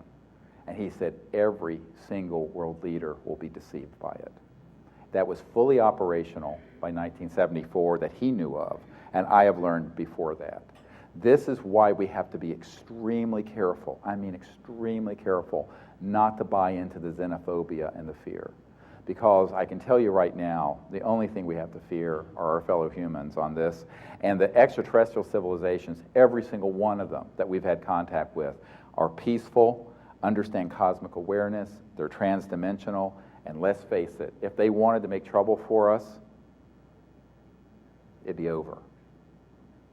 I want to talk about this for a moment, because everyone looks at too much science fiction and too many UFO videos and books. If you have the ability to travel faster than the speed of light through interstellar space, do you really think that they would have waited till now, if they were hostile, to take the Earth? And by the way, what is on this planet that they need? If you're able to go faster than the speed of light and materialize an entire spacecraft Vedically from infra-ultrasound, they're not here, Zachariah Sitchin, I'm sorry to tell you, to have monkeys pull gold out of the ground. They don't need my sperm and your eggs. I got news for you. Don't flatter yourself, honey. Your junk ain't that good. And my daughter has a PhD in genetics and neuroscience. We'd laugh. You can take a epithelial cell, and all your genes are in there. And with the technology they have, they could clone you and you and you and you if they wanted to. They don't need to drag you on board a spacecraft and extract your eggs and sperm. This is being done as part of the parallel government's paradigm of fear. None of it makes any sense if you know the least scintilla about science.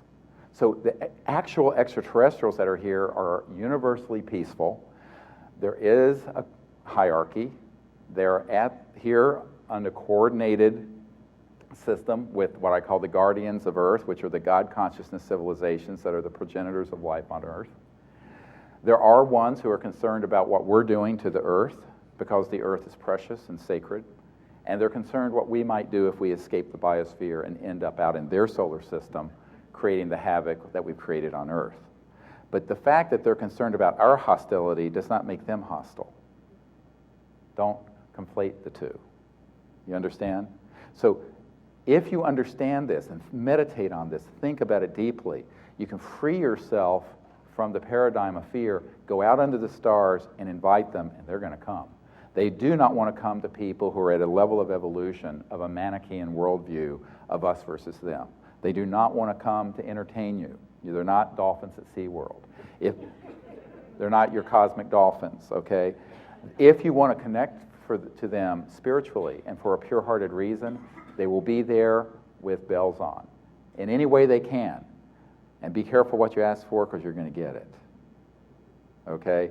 Because they want to make contact with the enlightened people of Earth, which are you folks. So I think that's what, once you understand that, and you understand these protocols, which are really pretty simple. You know, this iPhone app, and there's a whole training program at the website, and it has, you get the CDs that have all the tones on it, it has the meditation, it has the mantra, it has a whole course in meditation. You don't have to spend $5,000 for, a TM course.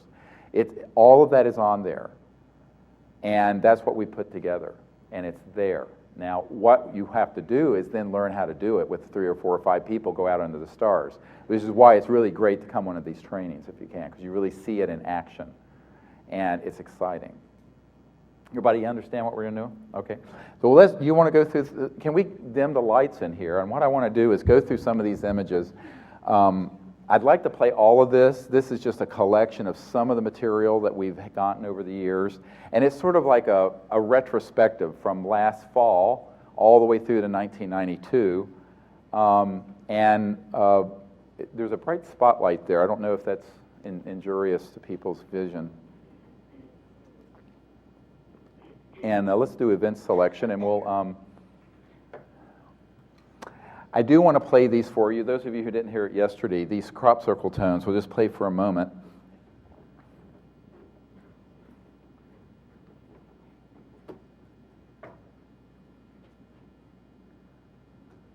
We have no sound, it looks like.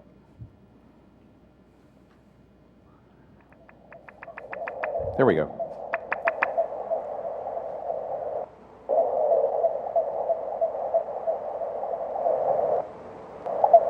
We take a radio transceiver and send these out over radio signals into space while we're doing the meditation and while we're doing the laser.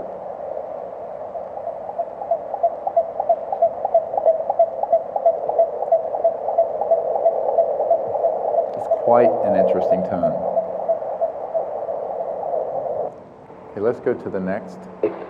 Now, this is actually on the iPhone app, this whole sequence. And it's also in the training program that's online. Okay, so nobody knows how to use the computers, that's the problem. And we go to events. Okay. Now, one of the things I want to show you is this a crop circle formation that happened. If you look at the CSETI logo, it's this. We had visualized this to the ETs, and we're going to go in England and do this in a few months in July. And look at this. It's a little washed out. I don't know, the projector's not great. But there it is. And we had sent this form mentally to the ETs, and the next day this was found in a field very near to where we were located. We had been visualizing precisely this formation, and we had been making a triangle in the sky with the circles, and this is what has appeared in this area immediately related to that event. It was astonishing. And that was the same trip where we had a 100-foot diameter disc appear in the field with us, an ET craft. So let's go to this. I want to show, we trained someone on our team who's an artist, actually, and he was doing the CE5 initiatives. And look at this thing that appeared in broad daylight, that he got out of his vehicle and took a picture of it. Again, the resolution is not very good with this projector, but it's crystal clear, and it followed him. And it's interesting because last year from the French government, I got a drawing of a craft identical to this that was drawn by someone who had a close encounter in 1968, I believe, 66 or 68 in France. And that was released by the French Space Agency in Japan after Disclosure Project got them encouraged to do so. Now, this is a classic one that I showed yesterday, but I think a lot of people weren't here. I do want to show it just to give you a sense of what happened. We did a one-day training out on the beach near Pensacola, and these appeared. Yeah, he went in the same signal. Watch. Can we turn off these spotlights? Oh my God! There it goes. 1, 2, 3. There eventually were 4 that came. Oh, that's better. And they were 30 to 40 foot diameter craft. They're very close. This is just an old high 8 camera. We have a confirmed CE5. And they were signaling to us as we signaled to it. Look at that star. Yeah, they are making a triangle. They were sort of a reddish orange with a sort of blue corona, and they were disc-shaped. And Oh, look, did you see it do that? As I look, the top one. They're signaling. They are floating towards us, friend. we had 2 Air Force pilots with us. Send them off the keys. These were silent, moving against a pretty stiff wind. There are 3 there. I have confirmed that there are 3. Do we? Got him. I've got him.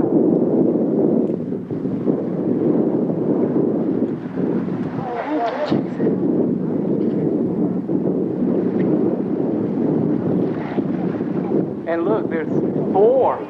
There's 4. There's 4.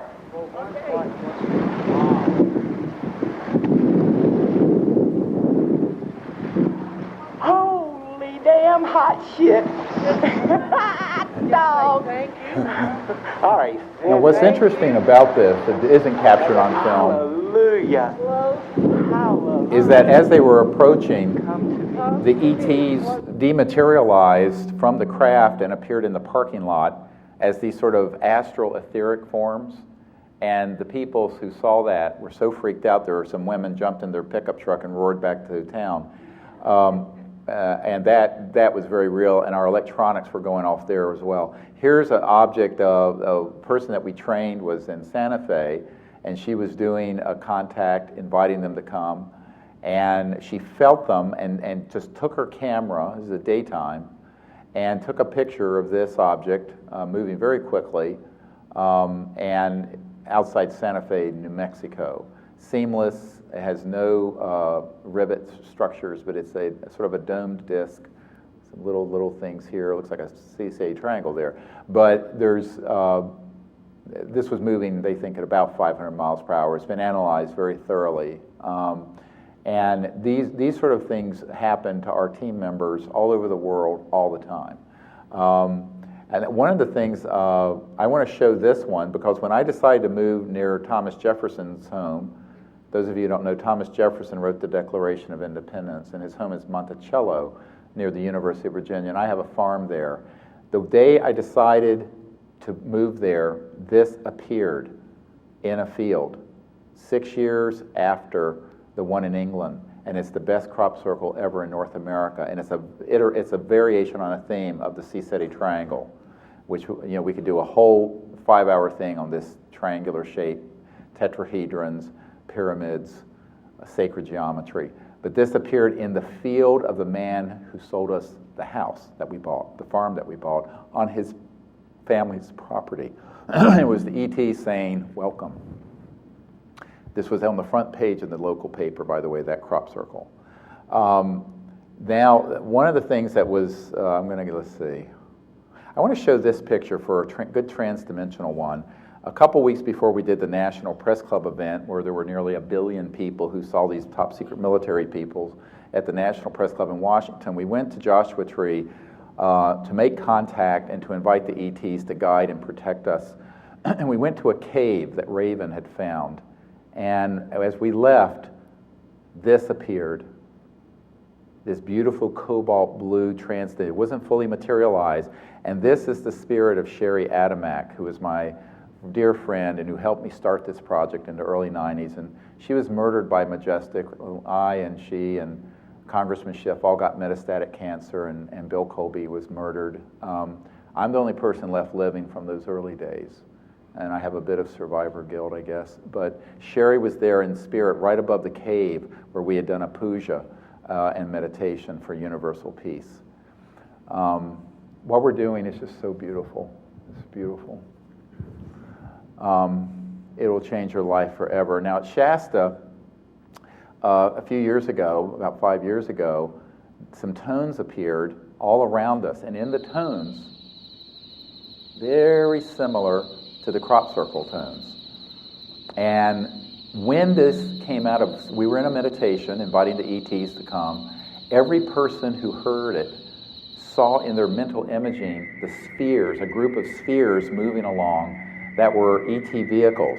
And so this was like a Vedic manifestation. With the naked eye, you could see nothing. But in your mental image, you actually saw the craft, and this is the tone that created the image in your mind. This is really amazing technology the ETs have.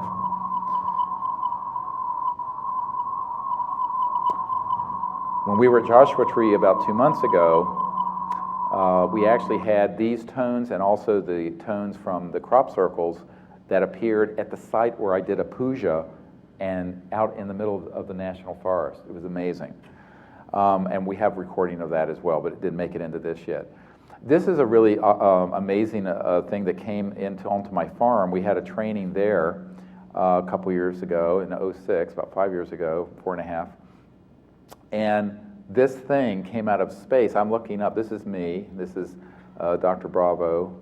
And look, and there's an extraterrestrial communication probe that then I actually saw the craft above us. You can see me looking up. And this thing comes in, and then it's there in a trans-dimensional way, and it's a trans-dimensional electronic device that was scanning the group. It was in the center of the group. We're in a circle. And this is what came in, and we've had many of these come in that you can see with your naked eye, but they're very fast. This came in from space. It was like 1/58th of a second. So you got to really, really be awake. Now, one of the things I want to show, because we have a person on our team in Australia, is that often the craft will appear in the ultraviolet range, not visible with the naked eye. She took a photograph of a craft. Her dog actually wanted, and here's this strange object there was a body of water, and this craft appeared, and it has a blue corona around it. She felt it, but she couldn't see it. So she took a picture with her camera, and this is what was in the film. So frequently, the ETs will be dematerialized, but they'll be there in an energy form, both their craft and their beings, that will be faster than the speed of what your eyes can see. Because remember, your eyes only see a very narrow range of the visible spectrum, of the electromagnetic spectrum. Now, I want to go to some of these really cool objects at Shasta. Look at this one here. Oops, oh well. We can do this one first. And this is with a night scope. In '08, we got this wonderful, very advanced night vision camera hooked to a digital. And this is when a craft came over that has kindness. This is an ET I was introduced to by Sherry after she died. And this thing, look how huge. These craft come over and will actually send like a blue beam of light into the group. At one point in Wyoming, it lit up the whole field where we were, and this craft came over, materialized, and this blue beam of light came. And it's not just light, it's transformative cosmic energy that has within it all kinds of intelligence and information. Let's go to the next one. Oh, there it is. And this was at the Mount Shasta. Also, this is at Sand Flats when kindness came in. Look at the size of this. And it's very bright. This is my laser, my green laser, signaling to her. And we go out with a satellite chart so that we rule out satellites and rule out the iridium ones that flare up, and right, a lot of people don't. And this is one when it was after any visible satellites. It came in right by Mount Shasta and signaled to us. Now, while this is going on, frequently there'll be a trans-dimensional object in the field, and you can actually then see an object that will appear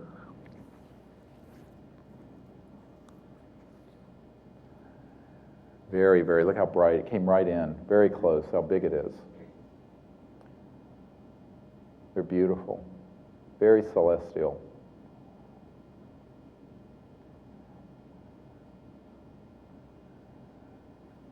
So what's the next set? You guys like these? We're gonna. Okay. Let's go. I want to show. I wanted to show some of these. They're incorrectly called orbs. They're actually craft. This is a mislabel. And I was signaling, and look, boom! Look at this thing. So we remote viewed this craft. You really couldn't see anything, and then all of a sudden, it signals back. And that is not a satellite, or an aircraft, or swamp gas, or Venus, or Superman. Yeah. So this can happen several hundred times a day, a night.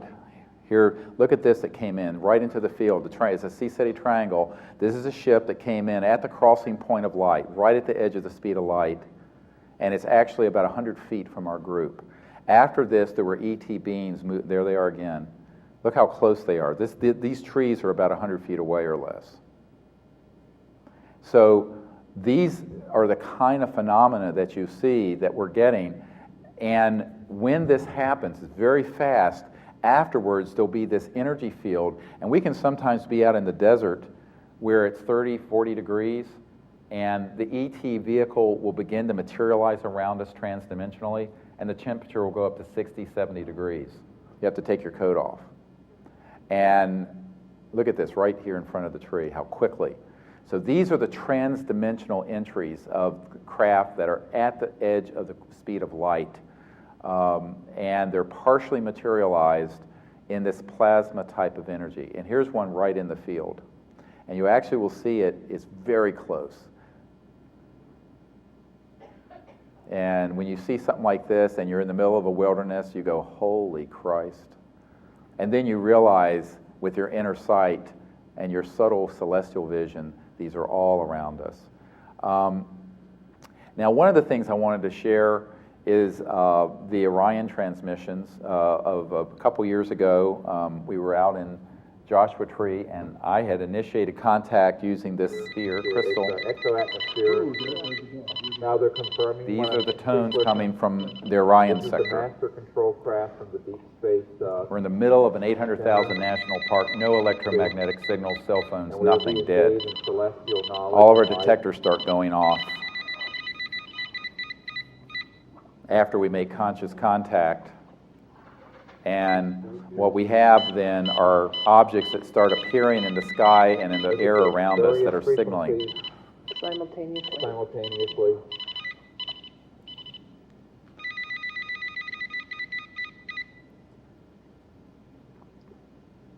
Now see the craft that is here. The magnetometers and the other electromagnetic detectors at one point went on a complete lock-on for about 23 minutes Let their energy pour into you. without a break. It almost burned them out.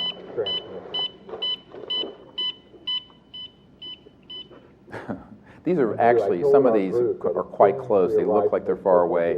They're craft that are dematerialized that then materialize and signal briefly around us. This is Orion's sword and belt, and this is Rigel and Betelgeuse. There's two of them. Is that yet another frequency of Yeah. EM? And of course, the Vedas and the ancient Sanskrit knowledge of the mantras and consciousness came from this sector. Look at this object, went straight up, not a falling star. Right here, the beam right here. You can't hear me. Oh, Oh my God. the book that we just came out with have these on them. There's a DVD that comes with the book. It's called Contact, Countdown to Transformation. And it has all of these cases in it up through '09.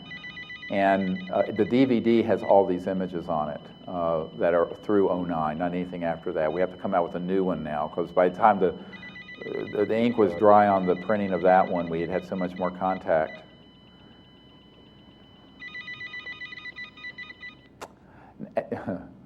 It was beautiful. Now, at the last chapter of that book is my translation of the transmissions, because there was actually coded information coming from the Orion sector with these tones.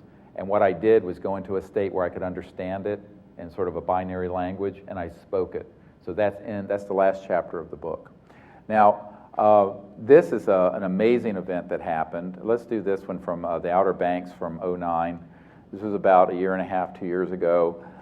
We were on the ocean, and we were making contact, and one of these objects, a huge one, unfortunately, this resolution is horrible, the contrast, but there's a craft here, and the night before, one had come into the ocean that literally lit up the whole sky and went into the ocean, and then following that, there was an object that appeared on the beach as a group. There were three. It was like a sea-setting triangle of lights, teal blue, amber, sort of golden color, and sort of a greenish color. And this craft dematerialized, came out of the ocean, and then materialized there with these beings for an hour.